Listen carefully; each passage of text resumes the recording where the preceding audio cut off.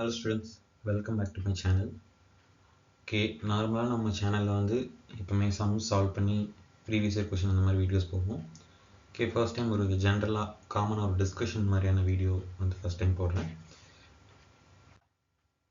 இப்போ இந்த வீடியோ எதுக்காக அப்படின்னா, மெயினாக இந்த வீடியோ வந்து யாரெல்லாம் இப்போ அப்கமிங் SSCGL 2025 ஃபோக்கஸ் பண்ணுறவங்க, இல்லை CHSL ஃபோக்கஸ் பண்ணுறவங்க, இல்லை CPO ஃபோக்கஸ் பண்ணுறவங்க, SSC நடத்தக்கூடிய எந்தெந்த எக்ஸாம்லாம் ஃபோக்கஸ் பண்ணுறவங்க, அவங்க எல்லாருக்குமான ஒரு வீடியோ தான். இந்த டைமில் இந்த வீடியோ ஏன் போடுறோம் அப்படிங்கிற ரீசன் என்ன அப்படின்னா, ஓகே, இப்போ நமக்கு அப்கமிங்கில் எக்ஸாம்ஸ் அப்படிங்கிறது வரப்போகுது. ஓகேவா, நமக்கு கேலண்டர் ரிலீஸ் பண்ணிட்டாங்க. நமக்கு ஜூன் ஜூலையில் எக்ஸாம் SSC CGLோட எக்ஸாம் வந்து ஸ்டார்ட் ஆக போகுது. அதுக்கு முன்னாடி செலெக்ஷன் போஸ்ட் எக்ஸாம் இருக்குது, அதுக்கப்புறம் CPO எக்ஸாம் இருக்குது, CHSL இருக்குது, MTS இருக்குது, கண்டினியூஸாக எக்ஸாம் இருக்குது. அதுக்கப்புறம் இப்போ தான் நமக்கு என்ன முடிஞ்சிருக்கு அப்படின்னா, SSC CGLோட டயர் 2 எக்ஸாம் முடிஞ்சிருக்கு.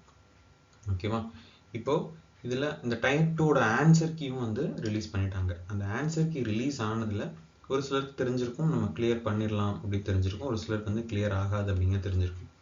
அதுக்கப்புறம் ஒரு சிலருக்கு டயர் 1 கிளியர் ஆகாமல் இருந்திருக்கும். இப்போ இந்த எல்லா கேட்டகரி ஆஃப் ஸ்டூடெண்ட்ஸுமே என்ன பண்ணுவாங்க அப்படின்னா, அடுத்தது SSC CGL 2025 ஃபோக்கஸ் பண்ணி ஒரு ப்ரிப்ரேஷன் அப்படிங்கிறது ஸ்டார்ட் பண்ணக்கூடிய ஒரு கரெக்டான டைம் அப்படின்னு நினைக்கிறேன். ஓகே, அப்போ இந்த டைமில் ஒரு சில முக்கியமான பாயிண்ட்ஸை வந்து நான் ஷேர் பண்ணணும் அப்படின்னு நினைக்கிறேன். ஓகே, அதுக்கான வீடியோ தான் வந்து இந்த வீடியோ. ஓகேவா, இப்போ இதில் வந்து நம்ம SSC CGL 2025 ஃபோக்கஸ் பண்ணி என்னெல்லாம் நம்ம சேனலில் பண்ண போகிறோம், நீங்கள் எப்படி ப்ரிப்பேர் பண்ணணும் அப்படிங்கிற ஒரு சில இம்பார்ட்டண்டான விஷயங்களை வந்து நான் இந்த வீடியோவில் ஷேர் பண்ண போகிறேன். அதனால் இந்த வீடியோவை ஃபுல்லாக பாருங்கள். லாஸ்ட் வரைக்கும் பார்த்தீங்கன்னா தான் நான் என்ன சொல்ல வரேன், என்ன கன்வே பண்ண விரும்புகிறேன் அப்படிங்கிறது உங்களுக்கு தெரியும்.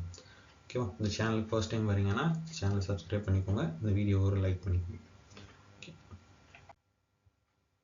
ஓகே, ஃபர்ஸ்ட்டு இப்போது நம்ம எல்லாருமே, இப்போது என்னையுமே சேர்த்துக்கோங்க, எல்லாருமே என்ன மைண்ட் செட்டில் இருப்போம் அப்படின்னு பார்த்தோன்னா, நமக்கு வந்து இப்போது இவ்வளோ நாள் எஃபோர்ட் போட்டு படித்தோம், கிளியர் ஆகலை, என்ன ரீசனாக இருக்கும் அப்படின்னு அந்த ரீசனை யோசிச்சுட்ருப்போம். இல்லைன்னா மற்றவங்களை ஒரு குறையாக சொல்லிட்டு இருப்போம். ஓகே, இவங்க இது பண்ணனால தான் எனக்கு கிடைக்கல, இவங்க எல்லாரும் எக்ஸாம் எழுதுனால எனக்கு கிடைக்கல, இல்லைன்னா SSC வந்து இப்படி பண்ணிட்டாங்க, SSC வந்து இவ்வளோ டஃப்பாக கொடுத்துட்டாங்க, இல்லைன்னா கட் ஆஃப் சரியாக வைக்கல, இல்லைன்னா கொஷின் பேப்பர் லீக் ஆயிடுச்சு அப்படின்னு சொல்லி மற்றவங்களை குறை சொல்லிட்டு இருப்போம். ஓகே, ஒரு சிலர் வந்து அவங்களே குறை சொல்லிட்டு இருப்பாங்க, ஒரு சிலர் மற்றவங்களை குறை சொல்லிட்டு இருப்பாங்க. இந்த மாதிரி 2 ஸ்டேஜில் இருப்போம். அதுக்கப்புறம் என்ன நினைப்போம் அப்படின்னா, அடுத்த எக்ஸாம் எப்படி பண்ணலாமா வேண்டாமா அப்படிங்கிற ஒரு மைண்ட் செட்டில் இருப்போம். ஓகேவா, இப்போ ஒரு சின்ன ஒரு ஸ்டோரி பார்க்கலாம். இந்த ஸ்டோரிக்கு அப்புறம் வந்து நம்ம டீட்டெயிலாக பேசுவோம். ஓகே, ஒரு சின்ன பையன் இருக்கான். ஓகே, அந்த சின்ன பையன் வந்து ஸ்கூல் முடிச்சுட்டு வீட்டுக்கு வரான். ஓகேவா, வீட்டுக்கு வரும்போது மேலே வந்து பட்டம் பறந்துட்டுருக்கு. ஓகேவா, இந்த பட்டத்தை நம்ம எப்படியாவது பிடிக்கணும் அப்படின்னு சொல்லி ஆசைப்பட்றான். உடனே வீட்டுக்கு போய் அவங்க அப்பாட்ட கேட்குறான், ஒரு பட்டத்தை செஞ்சு கொடுத்துட்றாரு. அந்த வந்து பட்டத்தை வந்து அவன் பறக்க விட்றான்.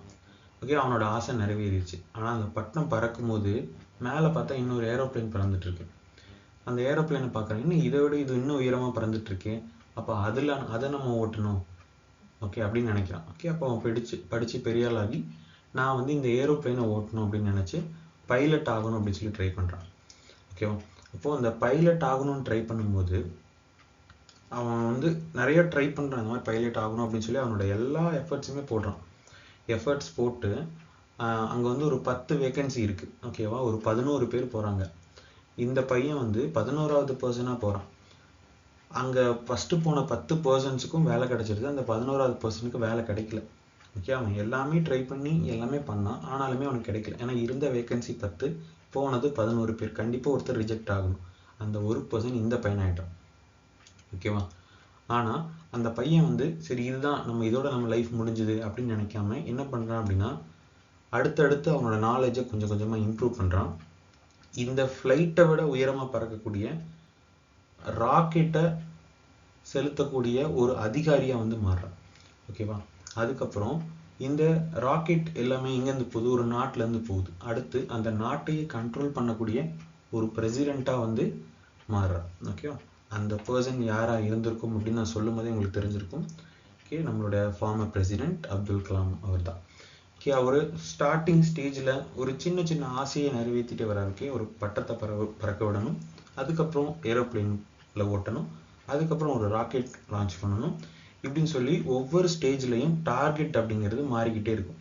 ஓகேவா? நம்ம ஃபர்ஸ்ட் டைம் பார்க்கும்போது ஒரு பட்டம் தான் பெரிய விஷயமா தெரியும். அந்த பட்டத்தை நம்ம ரீச் பண்ணிட்டோம் அப்படின்னா அடுத்து விமானம் பெருசா தெரியும். அந்த மாதிரி இலக்குகள் பெருசா இருக்கலாம், ஆனா செய்யக்கூடிய முயற்சி அப்படிங்கிறது எப்பவுமே ஒரே மாதிரி இருக்கணும்.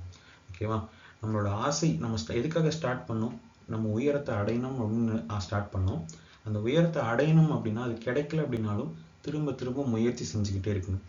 இந்த இடம் கிடைக்கல அப்படின்னா அடுத்த இடத்துல நமக்கான ஆப்பர்ச்சுனிட்டி இருக்கு அப்படிங்கிறத நம்ம புரிஞ்சுக்கணும். ஓகேவா? இப்போ இந்த CGL 2024 எனக்கு கிடைக்கல.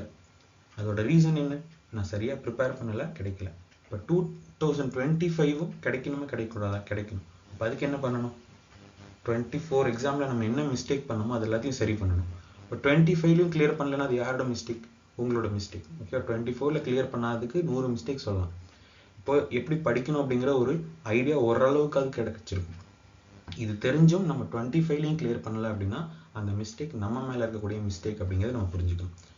ஓகே, இப்போ அப்துல் கலாம் சொன்ன ஒரு முக்கியமான பாயிண்ட்ல இருந்து நம்ம ஸ்டார்ட் பண்ணுவோம். ஃபர்ஸ்ட் என்ன சொல்றாரு அப்படின்னா, if you fail never give up.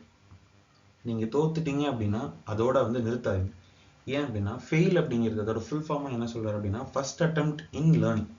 Fail அப்படிங்கிறது ஃபர்ஸ்ட் அட்டெம்ப்ட் இன் லேர்னிங் அப்படின்னு சொல்றாரு. ஃபெயில் அப்படின்னா நீங்க தோத்து போயிட்டீங்க, இதோட உங்க லைஃபே முடிஞ்சு போச்சு அப்படிங்கிறது கிடையாது.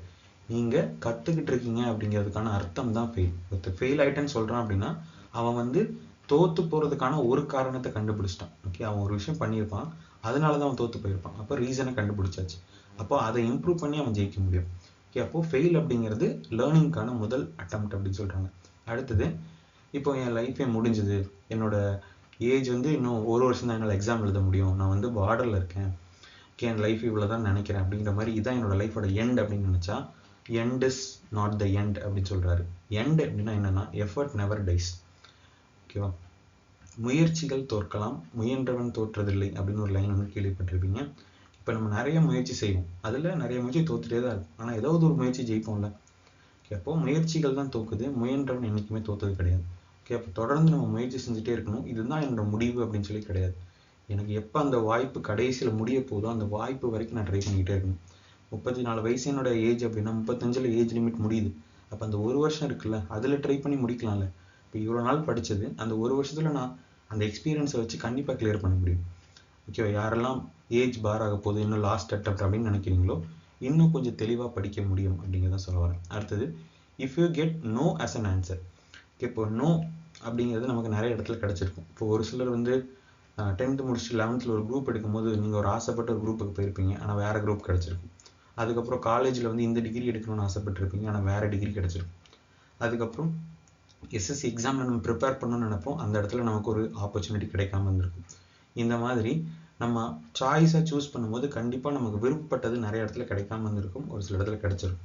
அந்த நோ அப்படிங்கிற விஷயத்த நம்ம என்னவா எடுத்துக்கணும் அப்படின்னா நெக்ஸ்ட் ஆப்பர்ச்சுனிட்டி அப்படின்னு எடுத்துக்கணும். ஒண்ணு கிடைக்கல அப்படின்னா எனக்கு அவ்வளவுதான் முடிஞ்சு போச்சு அப்படின்னு எடுத்துக்காம, இப்போ ஒரு குரூப் கிடைக்கலன்னா இன்னொரு குரூப்ல என்னால கண்டிப்பா நல்ல விஷயத்த பண்ண முடியும். ஒரு டிகிரில என்னால ஸ்கோர் பண்ண முடியல அப்படின்னா இன்னொரு டிகிரில நல்லா ஸ்கோர் பண்ண முடியும். அப்போ ஒவ்வொரு விஷயத்தையுமே நம்ம என்னவா பார்க்கணும் அப்படின்னா புது ஆப்பர்ச்சுனிட்டி அப்படின்னு சொல்லி பார்க்கணும். நோ அப்படின்னா நெக்ஸ்ட் ஆப்பர்ச்சுனிட்டி. அப்போ எப்பெல்லாம் நீங்க தோத்து போயிட்டேன், இதான் என்னோட லைஃப் முடிஞ்சது, எனக்கு எதுவுமே கிடைக்கல அப்படின்னு நினைக்கும் போதெல்லாம் இந்த 3 விஷயத்தை ஞாபகம் வச்சுக்கோங்க. ஃபெயில் அப்படிங்கிறது நீங்க முதல்ல ஏதோ ஒன்று கத்துக்க போறீங்க அப்படின்னு அர்த்தம். எண்ட் அப்படிங்கிறது உங்களோட முயற்சி எப்பவுமே தோத்து போகாது அப்படின்னு அர்த்தம். யாராவது உங்ககிட்ட நோன்னு சொல்றாங்க அப்படின்னா உங்களுக்கு ஒரு புது ஆப்பர்ச்சுனிட்டி கிடைக்க போகுதுன்னு அர்த்தம். இது எல்லாமே அப்துல் கலாம் ஐயா அவர்கள் சொன்னதுதான். இது எல்லாத்தையும் நம்ம யூஸ் பண்ணி நம்ம எக்ஸாமுக்கு ப்ரிப்பேர் பண்ணி இந்த வருஷம் கண்டிப்பா ஒரு போஸ்டிங் அப்படிங்கிறத நம்ம வாங்குவோம். ஓகேங்களா?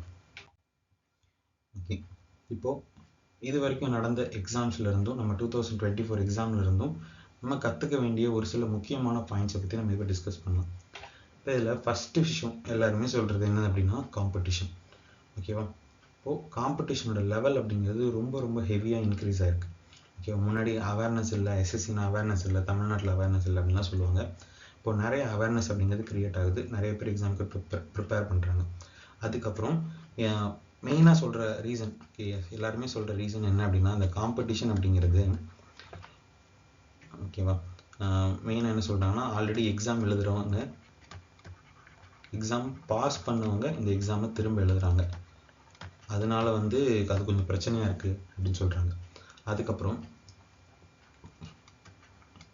எஸ்எஸ்சி எக்ஸாம் வந்து நிறைய பேர் அப்ளை பண்ணுறாங்க.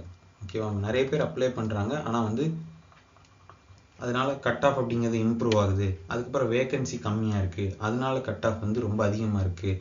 ஒரு 160 இந்த தடவை எடுத்து ஆகணும் அப்படின்ற மாதிரி சொல்கிறாங்க. ஓகே, 160 டார்கெட் வைக்கணும் அப்படின்னு சொல்கிறாங்க. இப்போ இதெல்லாம் எதனால சொல்கிறாங்க அப்படின்னா காம்படிஷன் அதிகமாக இருக்குது அப்படின்னு சொல்கிறாங்க. ஓகே, அப்போ இந்த காம்படிஷன் அப்படிங்கிறது நம்ம மற்றவங்களை பேஸ் பண்ணி யோசிச்சுட்டு இருந்தோம்னு வச்சுக்கோங்க, அதனால எந்த யூஸுமே கிடையாது. ஓகேவா, இப்போ ஆல்ரெடி பாஸ் பண்ணவங்க எக்ஸாம் எழுதுறாங்க, வேகன்சி கம்மியாக இருக்குது, இதை பற்றிலாம் இதெல்லாம் நம்ம மாற்ற முடிய விஷயமா? நம்மளால் இதை ஏதாவது மாற்ற முடியுமா? நம்ம போய் எஸ்எஸ்சிட்ட சொல்லி வேகன்சி இம்ப்ரூவ் பண்ணணும்னு சொல்ல முடியுமா? இல்லை எக்ஸாம் பாஸ் பண்ணவங்களை எழுதாதீங்கன்னு சொல்ல முடியுமா? இதெல்லாம் அவங்களோட தப்புன்னு நம்ம சொல்ல முடியாது. ஓகேவா, ஆனால் அவங்கள பற்றி நம்ம பேசிகிட்டு இருக்கோம்ல, நம்மளோட தப்பு தான். ஓகே, நம்ம காம்படிஷனாக பார்க்க வேண்டியது எது அப்படின்னா எஸ்எஸ்சி எக்ஸாமை மட்டும்தான் நம்ம ஒரு காம்படிஷனாக பார்க்கணும். நமக்கு இருக்கக்கூடிய போட்டியாளர் எஸ்எஸ்சி எக்ஸாம் தான். ஓகேவா, அந்த எக்ஸாமில் என்ன டஃப்னஸ் இருக்குது அதை எப்படி கிளியர் பண்ணுறது, அதை தான் யோசிக்கணும். இந்த சுற்றி இருக்க பாயிண்ட்ஸ்லாம் வந்து பேசுறதுக்கு தான் நல்லாயிருக்கும். ஓகேவா, நம்மளோட குறைகளை மறைக்கிறதுக்காக நம்ம சொல்கிற ஒரு காரணமாக தான் இருக்கும். ஆனால் அது எதுவுமே நமக்கு எக்ஸாமுக்கு யூஸ் ஆகாது. இப்போ நான் அடுத்த எக்ஸாமை கிளியர் பண்ணணும் அப்படின்னா இதை ஃபோக்கஸ் பண்ணணுமா இல்லை எக்ஸாமை ஃபோக்கஸ் பண்ணணுமா அப்படிங்கிறத பார்க்கணும். ஓகே, அப்போ எக்ஸாமுக்கு என்ன தேவை அப்படிங்கிறத நம்ம ப்ரிப்பேர் பண்ணி பார்க்க வேண்டியிருக்கு. அடுத்தது கட் ஆஃப். ஓகே, இந்த கட் ஆஃப் பற்றி நம்ம அதிகமாக பேசுகிறோம், அது ரொம்பவே முக்கியம் தான். அதை நம்ம ஃபோக்கஸ் பண்ணியே ஆகணும். அதை பேஸ் பண்ணி தான் நம்ம ப்ரிப்பரேஷன் அப்படிங்கிறத கொண்டு போகணும். ஓகே, இப்போ பேசிக்காக நமக்கான வேகன்சி இந்த தடவை என்ன வர வாய்ப்பு இருக்குது, மினிமம் வேகன்சி எவ்வளோ வரும்னு சொல்கிறாங்க அப்படின்னா 8000. நார்மலாக எஸ்எஸ்சி எக்ஸாம்னால 8000 வேகன்சி வரும் அப்படின்னு சொல்கிறாங்க. இந்த 8000 வேகன்சியே வருது அப்படின்னா நமக்கு ப்ரிலிம்ஸில் நம்ம ஒரு 160 மார்க் அப்படிங்கிறத எய்ம் பண்ணணும். ஓகேவா, அப்படி எய்ம் பண்ணி படிக்கும்போது தான் நம்மளால் அந்த கட் ஆஃப் அப்படி கிளியர் பண்ண முடியும். ஆனால் படிக்கும்போது இந்த 160 அப்படிங்கிறத மைண்டில் வச்சுக்காதீங்க. ஓகேவா, நம்மளோட காம்படிஷன் நான் யாரை சொன்னேன் அப்படின்னா எஸ்எஸ்சி எக்ஸாமை தான் காம்படிஷனை சொன்னேன். அப்போ டயர் 1ல் நமக்கு இருக்கக்கூடிய டாபிக்ஸ் என்னென்ன, ஆப்டி, ரீசனிங், இங்கிலீஷ், அதுக்கப்புறம் ஜென்ரல் அவேர்னஸ். ஓகே, இந்த 4 டாபிக் இருக்குது. இப்போ இந்த 4 டாபிக் தான் வந்து நமக்கு எக்ஸாமில் இருக்குது. அப்போ இந்த 4 டாப்பிக்கை நம்ம படிக்கிறது தான் ஃபோக்கஸ் பண்ணணும். ஓகேவா, இந்த டாப்பிக்கை ஸ்கிப் பண்ணலாமா இல்லை இந்த டாப்பிக்கை ஸ்கிப் பண்ணலாமா அப்படிங்கிறத யோசிக்கக்கூடாது. ஓகேவா, ஆப்டிடியூட் படிக்கணும், அதில் எதெல்லாம் இம்பார்ட்டண்ட்டோ அது எல்லாத்தையும் நான் கண்டிப்பாக படிச்சு தான் ஆகணும். அதுக்கப்புறம் ரீசனிங் அப்படின்னா அதில் என்னென்ன தேவை இருக்கோ எல்லாத்தையும் படிக்கணும். இங்கிலீஷ்னா வொக்காப்ஸ் படிச்சு தான் ஆகணும், கிராமர் ரூல்ஸ் படிச்சு தான் ஆகணும். ஜென்ரல் அவேர்னஸ் அப்படின்னா எல்லா டாப்பிக்கும் கொஞ்சம் ஓரளவுக்கு டெப்த்தாக படிச்சு தான் ஆகணும். சிலபஸை கம்ப்ளீட் பண்ண தேவையில்லை. ஆனால் எது தேவை எக்ஸாமில், ப்ரீவியஸ் இயரில் இது அதிகமாக கேட்டிருக்காங்க அப்படிங்கிறத அனலைஸ் பண்ணி இந்த 4 டாப்பிக்லேயும் நம்ம ஸ்ட்ராங்காக இருந்தாகணும். இந்த 4 டாப்பிக்கில் ஸ்ட்ராங்காக இருந்தால் இந்த கட் ஆஃப் அப்படிங்கிறது ஆட்டோமேட்டிக்காக வந்துடும். ஓகேவா, நம்ம கட் ஆஃபை ஒரு பாயிண்ட்டாக தான் வச்சுக்கணுமே தவிர அதை மட்டுமே ஃபோக்கஸ் பண்ணி ஓடக்கூடாது. 160 எடுக்கணும் 120 எடுக்கணும்னு படித்தோம் அப்படின்னா நம்மளால் 150 தான் வரப்போகுதுன்னு தெரிஞ்சாலே ப்ரெஷர் ஆயிடுவோம், நம்மளால் எக்ஸாம் நல்லா பண்ண முடியாது. அதனால இந்த 4 டாபிக் நல்லா பண்ணணும் அப்படின்னு மட்டும் மைண்டில் வச்சுக்கோங்க. அதுக்கு என்ன மாதிரியான ப்ரிப்ரேஷனை கொண்டு போகணும், அதுக்கு என்ன மாதிரியான ஸ்ட்ராட்டஜிஸ் பண்ணணும் அப்படிங்கிறதையும் பிளான் பண்ணிக்கோங்க. ஓகே, அடுத்தது இப்போது டயர் 1க்கும் டயர் 2க்குமான டிஃப்ரென்ஸ் என்ன மாதிரி இருந்திருக்கு, இப்போ கடைசியாக நடந்த எக்ஸாமில் என்ன மாதிரி டிஃப்ரென்ஸ் இருந்திருக்கு அப்படின்னா பெரிய எந்த டிஃப்ரென்ஸுமே கிடையாது. ஒரு சில டாபிக்ஸ் மட்டும்தான் டயர் 2க்கு ஆட் ஆயிருக்கு. மற்றபடி டயர் 1 என்ன மாதிரியான எக்ஸாமாக இருக்கோ அதே தான் டயர் 2 எக்ஸாமாகவும் இருக்குது. ஓகே, அப்கமிங் எக்ஸாமில் சேஞ்சஸ் எதுவும் இருக்கா அப்படிங்கிறது தெரியல. பட் டயர் 1 டயர் 2 ரெண்டுமே வந்து நமக்கு ஒரே மாதிரியான சிலபஸ் தான். கொஷின் கேட்குற விதமும் எக்ஸ்ட்ரா டைமிங்கும் செக்ஷன் பிரிக்கிறது இதுதான் மாறுதே தவிர உள்ளே இருக்கக்கூடிய கண்டென்ட்டும் நம்ம படிக்கக்கூடிய பேசிக்கும் வந்து டயர் 1க்கு நம்ம என்ன படிக்கிறோமோ அதே தான் டயர் 2க்கும் வருது. ஒரு சில டாபிக்ஸ் எக்ஸ்ட்ரா ஆட் பண்ணணும், ஒரு சில மாடல்ஸ் வந்து நம்ம கொஞ்சம் எக்ஸ்ட்ரா பார்க்க வேண்டியிருக்கும், அவ்வளோதான். மற்றபடி பெரிய டிஃப்ரென்ஸ் எதுவுமே கிடையாது. அப்போ டயர் 1க்கு உங்களோட 100% எஃபோர்ட்டை போட்டு கொடுத்து ப்ரிப்பேர் பண்ணிங்கனாலே டயர் 2க்கும் நீங்கள் எலிஜிபிள் அப்படிங்கிறது தான் நம்ம மைண்டில் வச்சுக்கணும். ஓகேவா, அடுத்த பாயிண்ட், இப்போது இம்பார்ட்டன்ட் டாபிக்ஸ் அப்படிங்கிறத நம்ம பிரிக்கணும். ஓகே, எதுக்காக இந்த இம்பார்ட்டன்ட் டாபிக்ஸ் பிரிக்கணும் அப்படின்னா நம்ம உட்காந்து ஹார்ட் ஒர்க் பண்ணி இருக்கிற எல்லாத்தையும் படித்து சிலபஸை முடிக்கிறனால பெருசாக எந்த யூசேஜுமே கிடையாது. ஓகேவா, ஆனால் ஒரு சில இம்பார்ட்டன்ட் டாபிக்ஸ் அப்படிங்கிறத நம்மளால் பிரித்து எடுக்க முடியும். இப்போ ஃபிசிக்ஸ் அப்படின்னா ஃபிசிக்ஸில் எந்தெந்த டாபிக்ஸ் வந்து அதிகமாக எக்ஸாமில் கேட்குறாங்க, கெமிஸ்ட்ரி அப்படின்னா அதிகமாக எதில் கேட்குறாங்க, பாலிட்டின்னு பார்த்தா அது அதிகமாக எதில் கேட்குறாங்க அப்படிங்கிற மாதிரி விஷயங்களை வந்து நம்ம வந்து ஃபஸ்ட்டு அனலைசிஸ் பண்ணணும். இந்த அனலைசிஸ் எந்த இடத்துலேருந்து கிடைக்கும் அப்படின்னா நமக்கு இருக்கிற ஒரே சோர்ஸ் என்னது, ப்ரீவியஸ் இயர் கொஷின். ஓகேவா, நமக்கு எல்லாத்துக்குமே தெரியும் இந்த ப்ரீவியஸ் இயர் கொஷின் தான் வந்து நமக்கு எல்லா எக்ஸாம்லையுமே ரிப்பீட்டடாக வருது.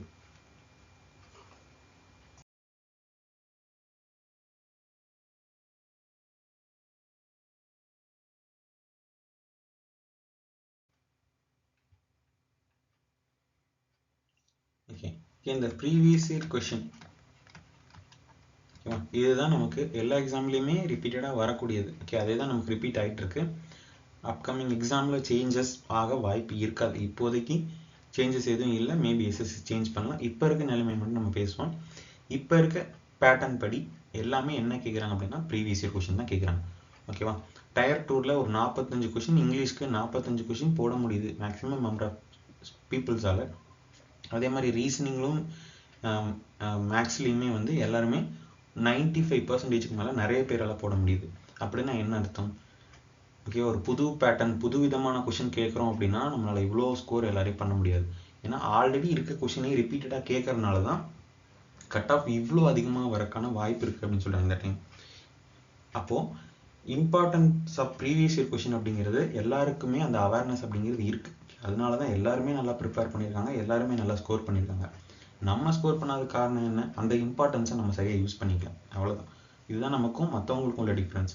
உங்களுக்கு முன்னாடி ஒருத்தன் கிளியர் பண்ணியிருக்கான் அப்படின்னா அவன் வந்து இவன் இப்படி பண்ணிட்டான் அப்படி பண்ணிட்டான் அதனால தான் கிளியர் ஆச்சு இதனால தான் கிளியர் ஆச்சுன்னு அவனை குறை சொல்லாமல் அவங்ககிட்ட இருக்க பாசிட்டிவை மட்டும் எடுத்துக்கோங்க. அவன் நம்ம விளையாண்டுட்டு இருக்க நேரத்தில் அவன் படிச்சுட்டு இருந்திருப்பான். நம்ம வந்து இன்னொரு நாள் டெஸ்ட்டு போடலாம்னு நினைக்கும் போது அந்த அன்னைக்கு அவன் கரெக்டாக டெஸ்ட்டு போட்டிருப்பான், அவ்வளோதான். அப்போ படிக்காத விஷயத்த மட்டும் கம்பேர் பண்ணிக்கோங்க. அதை கம்பேர் பண்ணி பார்க்கும்போது ப்ரீவியஸ் இயர் கொஷின் யார் சரியாக படிச்சிருக்காங்க அப்படிங்கோ இருக்காங்களோ அவங்களுக்கு தான் போஸ்டிங் அப்படிங்கிறது இப்போதைக்கு நமக்கு தெரிஞ்சிருக்க உண்மை. டயர் 1 டயர் 2 ரெண்டையுமே பார்க்கும்போது ஓகேவா. அப்போது ப்ரீவியஸ் இயர் கொஷின் அப்படிங்கிறத நம்ம அதிகமாக சால்வ் பண்ணணும். இப்போது ஆப்டிக்கு நம்ம சேனலில் வந்து ஷிஃப்ட் வைஸ் வீடியோஸ் அப்படிங்கிறது கொடுத்துருக்கோம். ஓகேவா, அந்த வீடியோஸை ஒரு தடவை பாருங்கள். ஓகேவா, என்ன மாதிரியான கொஷின்ஸ் கேட்டிருக்காங்க அப்படிங்கிறத பாருங்கள். ஓகே, ஒரு 25 கொஷின் கேட்குறாங்க அப்படின்னா என்ன மாதிரியான பேட்டர்ன்லலாம் கேட்குறாங்க அப்படிங்கிறது மொத்தமாக பார்க்கும்போது ஒரு 36 ஷிஃப்ட் இருக்குது. ஓகேவா, இப்போது இத்தனை ஷிஃப்ட்டில் நிறைய கொஷின் கேட்டுற முடியுமா? எல்லாத்துலேயுமே ஒரே மாதிரியான மாடல் கொஷின் தான் கேட்டிருக்காங்க. ஓகே, நான் சால்வ் பண்ணதை வச்சு நான் சொல்கிறேன். எப்படி கொஷின் கேட்டிருக்காங்க அப்படின்னா எனக்கு தெரிஞ்சதை வச்சு நான் ஒரு சின்ன அனாலிசிஸ் மாதிரி உங்களுக்கு சொல்கிறேன். என்ன மாதிரியான கொஷின் கேட்டிருக்காங்க அப்படின்னா கேட்ட கொஷினை தான் திரும்ப திரும்ப கேட்டிருக்காங்க. Repeated questions. ஓகேவா, ஒரே மாதிரியான கொஷின், ஒரே மாதிரி நம்பர்ஸ், சின்ன சின்ன சேஞ்சஸ் மட்டும் பண்ணிட்டு அதே கொஷினை அப்படியே கேட்டிருக்காங்க.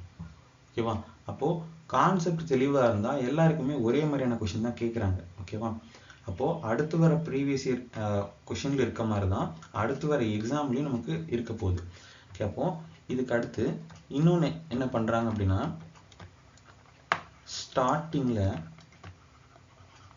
ஸ்டார்ட் பண்ணும்போது ஈஸியான கொஷினில் ஸ்டார்ட் ஆகுது.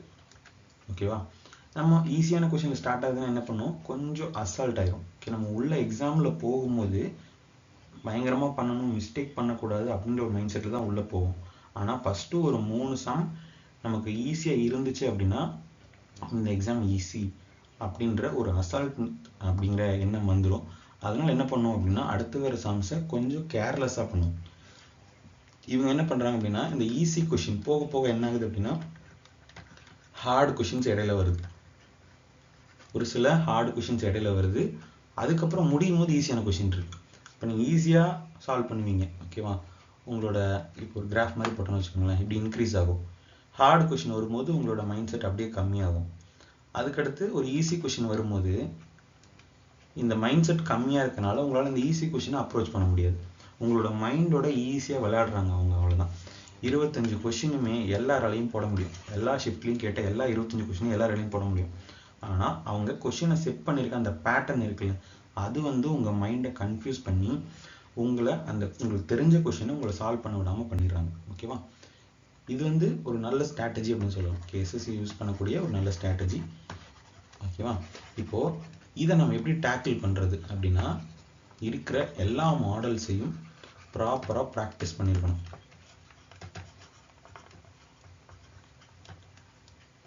ஓகேவா?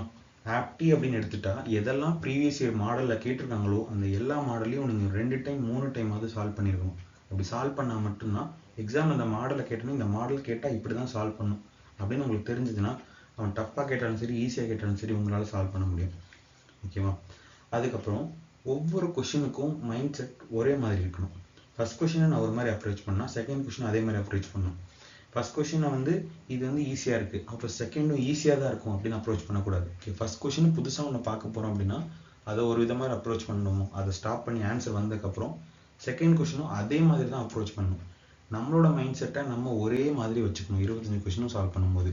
ஓகேவா? 25 கொஷினும் நமக்கு தெரியுமா அப்படிங்கிறது டவுட் தான். நம்ம அந்தளவுக்கு ப்ராக்டிஸ் பண்ணி தான் கிடச்சிடும். ஒரு 23 கொஷின் போடணும், எல்லாராலையும் போட முடியுது அப்படின்னா நம்மளும் அந்த 23 கொஷின் போடணும்ல. ஓகேவா?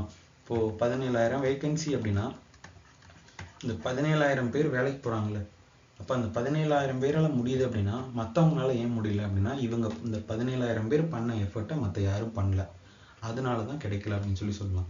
ஓகே, அப்போது எக்ஸாம் அப்ரோச் பண்ணும்போது இந்த மாதிரி ஒரு சில விஷயங்களை நம்ம வந்து கற்றுக்கிட்டே தான் இருக்கணும்.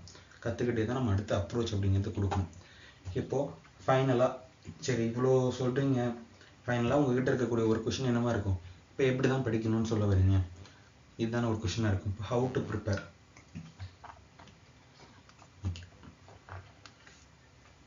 ஓகே, முன்னாடி சொன்ன மாதிரி 4 டாப்பிக்குமே வந்து நம்ம ஈக்குவல் அப்ரோச் அப்படிங்கிறத கொடுத்து தான் ஆகணும். ஓகேவா? ஆப்டி, ரீசனிங், இங்கிலீஷ், அதுக்கப்புறம் ஜென்ரல் அவேர்னஸ். இப்போ இந்த 4 டாப்பிக்குமே வந்து நம்ம இம்பார்ட்டன்ஸ் கொடுக்கணும். நம்ம எப்பவுமே என்ன பண்ணுவோம்னா ஆப்டி, ரீசனிங், இங்கிலீஷ் பார்ப்போம், ஜென்ரல் அவேர்னஸ் படிக்க மாட்டோம். இப்போது 4 டாப்பிக்கும் யாரெல்லாம் படிக்கிறாங்களோ அவங்க தான் எக்ஸாமுக்கு எலிஜிபிள். இது ஒன்று மட்டும் மைண்டில் வச்சுக்கோங்க.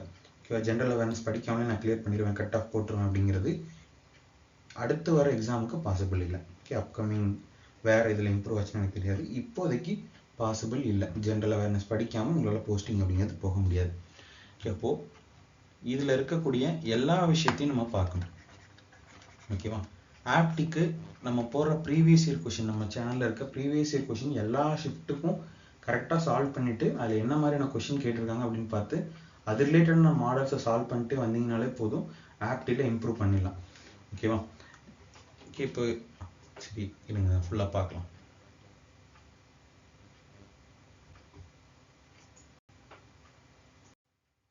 ஓகே, இதில் ஃபஸ்ட்டு ரீசனிங். ஓகே, ரீசனிங்க்கு நம்ம தனி எஃபர்ட் எதுவுமே போட தேவையில்லை. ஆனால் வந்து இதை கேர்லெஸ்ஸாக விடக்கூடாது. ஓகேவா? இதில் ஃபுல் மார்க் அப்படிங்கிறது கம்பல்சரி. 25 கொஷின்ஸ் அப்படின்னா 25 கொஷின் போட்டே ஆகணும். அதுலேருந்து 50 மார்க் கண்டிப்பாக வந்துடணும்.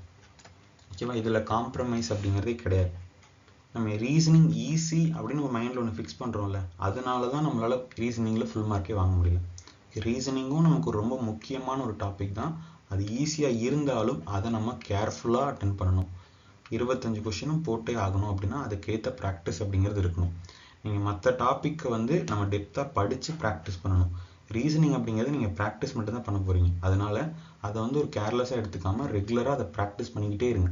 நீங்கள் அதை டச்லேயே இருக்கும்போது தான் எக்ஸாமில் எப்படி எந்த மாதிரியான மாடல் கேட்டாலும் உங்களால் ஈஸியாக அதை அப்ரோச் பண்ணி போட்ட முடியும். ரீசனிங் அப்படிங்கிறது ரொம்ப முக்கியம். இதில் ஃபுல் மார்க் ஸ்கோர் பண்ணி ஆகணும். அடுத்தது ஆப்டிடியூட்.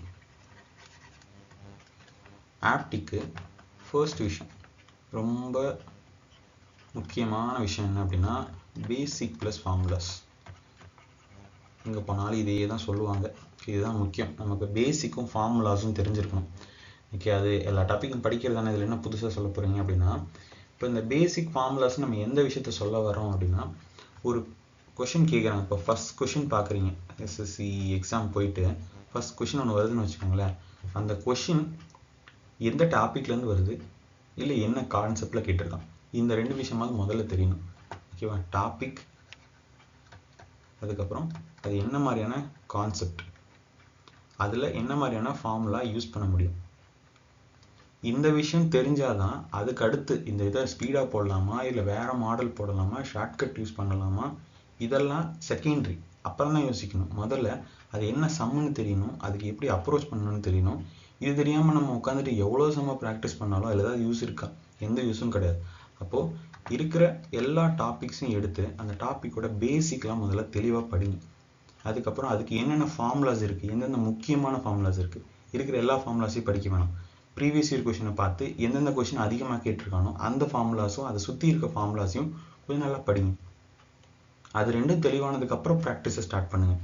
அப்போ தான் வந்து ஸ்கோர் அப்படிங்கிறது ப்ராப்பராக வரும். நம்ம எடுத்தோன்னே என்ன பண்ணுறோன்னா, போனேன்னு நான் வந்து ஒரு டெஸ்ட் போடுறேன்னு சொல்லிட்டு டெஸ்ட்டை மட்டும் சும்மா உட்காந்து போட்டுகிட்டே இருப்போம். யார் கேட்டாலும் என்ன பண்ணுறீங்க, டெஸ்ட் போடுறேன். நம்ம மற்றவங்ககிட்ட சொல்லணும் அப்படிங்கிறதுக்காகவே டெய்லி ஒரு 4 டெஸ்ட் போட்டுக்கிட்டு இருப்போம். ஓகே, அதனால் எந்த யூஸும் கிடையாது. முதல்ல தெளிவாக படிங்க, ஃபார்முலாஸையும் படிங்க. அதுக்கப்புறம் பேசிக் தெளிவானதுக்கப்புறம் ப்ராக்டிஸ் அப்படிங்கிறது பண்ணுங்கள். ஓகேவா? இப்போ பேசிக் தெளிவானதுக்கப்புறம் ப்ராக்டிஸ் அப்படிங்கிறது என்ன மாதிரி ப்ராக்டிஸ் பண்ணலாம் அப்படின்னா, ஓகே, செக்ஷனல் டெஸ்ட், அதுக்கப்புறம் சாப்டர் டெஸ்ட், இந்த டெஸ்ட்டை போடணும். ஓகேவா? இப்போ செக்ஷனல் டெஸ்ட், சாப்டர் டெஸ்ட் போட என்ன ஆகும் அப்படின்னா, நமக்கு அந்த டைமிங் அப்படிங்கிறது கொஞ்சம் இம்ப்ரூவ் ஆகிக்கிட்டே வரும். ஓகேவா? ஒரு டாபிக் வைஸாக எடுத்து டெஸ்ட் போடணும். அதுக்கப்புறம் அந்த டாபிக் வைஸாக டெஸ்ட்லாம் நீங்கள் தெளிவாக இருக்கீங்க அப்படின்னா, அடுத்து மொத்தமாக ஒரு செக்ஷனுக்கு ஏற்று டெஸ்ட் போடணும். ஆப்டி ஃபுல்லாக சேர்த்து ஒரு டெஸ்ட் 25 கொஷினுக்கான டெஸ்ட் போடணும். ஓகே, இந்த மாதிரி ஆர்டராக வந்து டெஸ்ட் அப்படிங்கிறது போடுங்க. இதில் நீங்கள் நல்லா ஸ்கோர் பண்ணிகிட்டே வரீங்க அப்படின்னா ஃபுல் மார்க் டெஸ்ட் போடுங்க. ஓகேவா?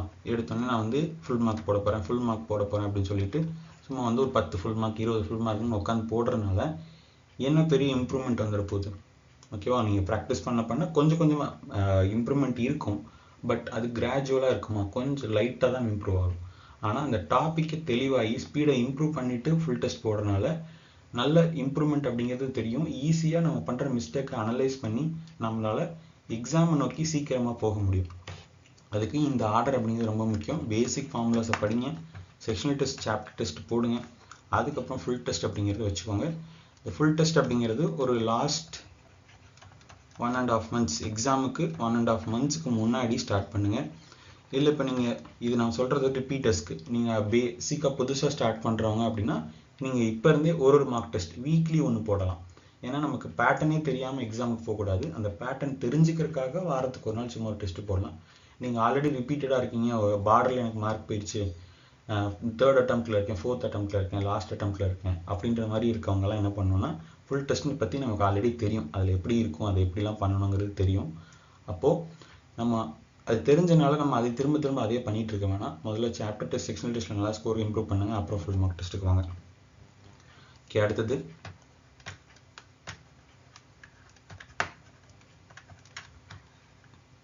ஓகேவா, இங்கிலீஷ், ஜென்ரல் இங்கிலீஷ்.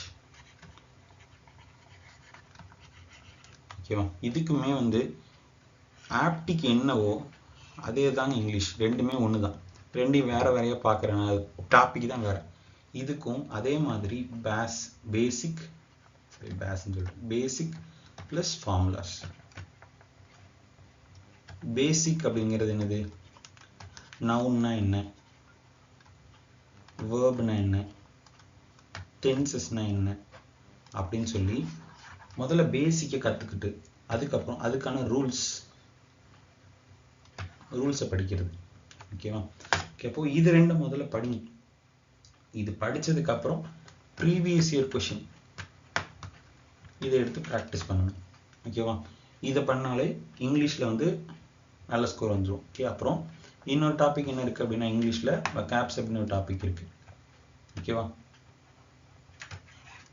இதில் வந்து நமக்கு synonyms, antonyms, one word substitution, idioms, phrases,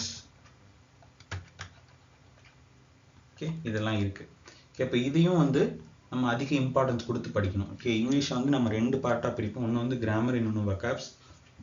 அப்போது ரெண்டுக்குமே ஈக்குவல் இம்பார்ட்டன்ஸ் கொடுக்கணும். ஃபஸ்ட்டு கிராமருக்கான பேசிக் படித்து கிராமர் ரூல்ஸ் படிச்சுட்டு அதுக்கப்புறம் ப்ரீவியஸ் இயர் கொஸ்டின் சால்வ் பண்ணுங்கள். வொக்காப்ஸுக்கு டெய்லி வந்து 50 சினானிம்ஸ், 50 ஆண்டனிம்ஸ் அப்படின்னு சொல்லி டெய்லி படிச்சுட்டே வாங்க. எவ்வளோ நிறையா படிக்கிறீங்களோ அது படிக்க தான் வந்து உங்களுக்கு ஸ்கோர் அப்படிங்கிறது இங்கிலீஷில் இம்ப்ரூவ் ஆகும், உடனே இம்ப்ரூவ் ஆகாது. ஓகே, அடுத்தது general awareness. Okay, last topic general awareness. இப்போ இந்த ஜென்ரல் அவேர்னஸ் தான் வந்து இந்த வீடியோ ஸ்டார்ட் பண்ணதுக்கான மெயின் ரீசன். இந்த மாதிரி ஒரு வீடியோ போடணும்னு நான் நினச்சது காரணமே வந்து ஜென்ரல் அவேர்னஸ் தான். ஓகே, அதை பற்றி இப்போ பார்க்கலாம். அடுத்தது ஜென்ரல் அவேர்னஸ்.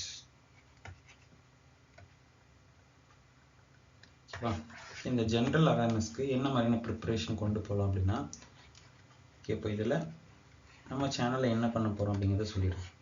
ஓகேவா? நம்ம சேனலில் என்ன பண்ண போகிறோம் அப்படின்னா, முக்கியமான டாபிக்ஸான பாலிட்டி, ஹிஸ்ட்ரி, சயின்ஸில் ஃபிசிக்ஸ், கெமிஸ்ட்ரி, பயாலஜி, அப்புறம் எக்கனாமிக்ஸ், ஜியாகிரஃபி, கரண்ட் அஃபேர்ஸ், ஸ்ட்ராட்டஜிக்கு, இந்த மாதிரியான டாபிக்ஸோட ப்ரீவியஸ் இயர் கொஸ்டினை வந்து எடுத்து நம்ம சால்வ் பண்ண போகிறோம். இது வரைக்கும் நம்ம என்ன பண்ணிட்டு இருக்கோம் அப்படின்னா, ஆப்டிடியூடோட ப்ரீவியஸ் இயர் கொஸ்டினை சால்வ் பண்ணிட்டு இருக்கோம். அதே மாதிரி ஜென்ரல் அவேர்னஸோட ப்ரீவியஸ் இயர் கொஸ்டின் எல்லாமே நம்ம எடுத்து சால்வ் பண்ண போகிறோம். அந்த ப்ரீவியஸ் இயர் கொஸ்டினை நீங்கள் சரியாக பார்த்தீங்கனாலே போதும். அது இல்லாமல் நம்ம என்ன பண்ணணும் அப்படின்னா, ஒரு டாப்பிக்கோட ஓவர்வியூ வந்து முதல்ல தெளிவாக தெரியணும். ஓகேவா? எடுத்தோன்னே அந்த டாப்பிக்கோட டெப்த்தை முடிச்சு அந்த டாபிக்னால என்னன்னு பார்த்தா அதில் நம்ம டிகிரி முடிச்சு நமக்கு எந்த யூஸும் கிடையாது. முதல்ல டாபிக் என்ன இருக்குது, ஹிஸ்ட்ரி அப்படின்னா அதோட ஸ்டார்டிங் பாயிண்ட் என்ன, அதோட முடிவு என்ன, ஒரு ஆரம்பத்துலேருந்து அப்படியே வந்தோம்னா குப்தாஸ், அதுக்கப்புறம் முகல்ஸ், மராத்தாஸ், அப்புறம் வந்து எப்படி பிரிட்டிஷ் வந்தாங்க, பிரிட்டிஷ் வந்ததுக்கப்புறம் எப்படி ஃப்ரீடம் ஸ்ட்ரகிள் நடந்தது, ஃப்ரீடம் ஸ்ட்ரகிளுக்கு அப்புறம் எப்படி இண்டிபெண்டன்ஸ் வந்தது, இண்டிபெண்டன்ஸ்லேருந்து எப்படி கான்ஸ்டியூஷன் வந்தது, கான்ஸ்டியூஷன்லேருந்து எப்படி பாலிட்டியில் என்ன மாதிரி இருக்குது அப்படின்னு சொல்லி இப்படி ஆர்டராக நம்ம அப்படியே படித்து ஒரு ஓவர்வியூ மாதிரி பார்க்கும்போது அந்த டாப்பிக்கில் ஒரு பேசிக்கான கொஸ்டின் கேட்டால் நம்மளால் ஆன்சர் பண்ண தெரியணும். அந்த விஷயத்த முதல்ல பண்ணணும். ஓகே, நம்ம எல்லாருமே என்ன பண்ணுவோம், எடுத்தோன்னே சயின்ஸ் அப்படின்னா சயின்ஸோட முதல் டாபிக் எடுத்து அதை அப்படியே ஃபுல்லாக உட்காந்து படிப்போம். நிறையா 2 பேஜ் 3 பேஜ் படிக்கும் போதே நமக்கு வந்து ஒரு மாதிரி டயர்ட் ஆகிடும். என்னடா இது இப்படி இருக்குது அப்படின்னு சொல்லிட்டு அதை படிக்கவே மாட்டோம். அப்படியே விட்டுட்டு உட்காந்து ஆப்டி சால்வ் பண்ணிக்கிட்டே இருப்போம். ஓகேவா? ஆனால் இந்த டாபிக் எடுக்கும்போது முதல்ல அதில் என்ன தான் கொடுத்துருக்கான் அப்படிங்கிற ஒரு 4 பேஜ் இருக்குன்னா அந்த 4 பேஜ் ஃபுல்லாக ஒரு தடவை ரீட் பண்ணுங்கள். ரீட் பண்ணும்போதே நமக்கு இதெல்லாம் இம்பார்ட்டன்ட் அப்படிங்கிறது தெரியும். முதல்ல ஆர்டரை ஒரு கதையாக படிச்சுக்கோங்க அப்படின்னு சொல்கிறேன். ஓகே, அந்த இதில் ஓவர்வியூவாக படிங்க. ஓவர்வியூ படித்ததுக்கப்புறம் அதில் இம்பார்ட்டன்ட் டாபிக்ஸ் பிரிங்க. அதுக்கப்புறம் ப்ராக்டிஸ் பண்ணுங்கள். ஓகே, ஜிஎஸ் பொறுத்தளவுக்கு நமக்கு அதிக ப்ராக்டிஸ் அப்படிங்கிறது என்னன்னு சொல்லுவோம் அப்படின்னா ரிவிஷன் தான். ஓகேவா? படித்ததை தெளிவாக ரிவிஷன் பண்ணணும். மற்றதுக்கெல்லாம் நம்ம டெஸ்ட் போட்டுக்கிட்டே இருக்கணும். ஜென்ரல் அவேர்னஸ்க்கு நம்ம நிறைய படிக்கணும், நிறைய ரிவிஷன் பண்ணணும். ஓகேவா? ரிவிஷன் பண்ண தான் அது மைண்டுக்குள்ளே இருந்துக்கிட்டே இருக்கும். அது திரும்ப நம்ம படிக்கும்போது நமக்கு மறக்காமல் இருக்கும். ஓகேவா? அப்போது டாபிக்ஸை சரியாக படிங்க. அதை ப்ராக்டிஸ் பண்ணுறதுக்கு ரிவிஷன் அப்படிங்கிறது வச்சுக்கோங்க. நம்ம சேனலில் வந்து இந்த ப்ரீவியஸ் கொஷின் பார்க்குறதுக்கு யூஸ் பண்ணிக்கோங்க. ஓகேவா? ஓகே, இதெல்லாம் தான் நான் முக்கியமான பாயிண்ட்ஸ் உங்க கூட ஷேர் பண்ணணும்னு நினச்சேன். ஓகே, நம்ம சேனலில் இது வரைக்கும் என்னென்ன மாதிரியான வீடியோஸ் போட்டிருக்கோம் அப்படின்னா, டயர் 2ஓட ஆன்சர் கீ எக்ஸ்பிளனேஷன் அப்படிங்கிறது போட்டிருக்கோம். அதுக்கப்புறம் டயர் 1ஓட ஷிஃப்ட் வைஸ் எல்லா ஆன்சர் கீயுமே எக்ஸ்பிளைன் பண்ணியிருக்கோம். இதுக்கப்புறம் வந்து ஜென்ரல் அவேர்னஸோட இதே மாதிரியான ப்ரீவைக்யூ வந்து டாபிக் வைஸாக எக்ஸ்பிளைன் பண்ண போகிறோம். பாலிட்டியோட ப்ரீவியஸ் இயர் கொஷின், ஹிஸ்ட்ரியோட ப்ரீவியஸ் இயர் கொஷின் அப்படின்னு சொல்லி ஒவ்வொரு டாப்பிக்குமான ப்ரீவியஸ் இயர் கொஷின் அப்படிங்கிறத நம்ம சால்வ் பண்ண போகிறோம். அதுக்கப்புறம் நம்ம டெலகிராம் குரூப்போட லிங்க் வந்து டிஸ்கிரிப்ஷனில் இருக்குது. அந்த குரூப்பில் ஜாயின் பண்ணிக்கோங்க. அதில் தான் ஒரு சில முக்கியமான பிடிஎஃப்ஸ் அப்படிங்கிறத ஷேர் பண்ணுவேன்.